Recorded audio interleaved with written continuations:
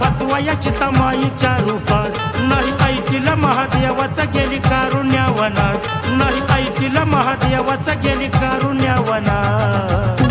अग येडमाईचं वार भरलं भक्ताच्या अंगात येडमाईचं वार भरलं भक्ताच्या अंगात बघा येडमाईचं वार भरलं भक्ताच्या अंगात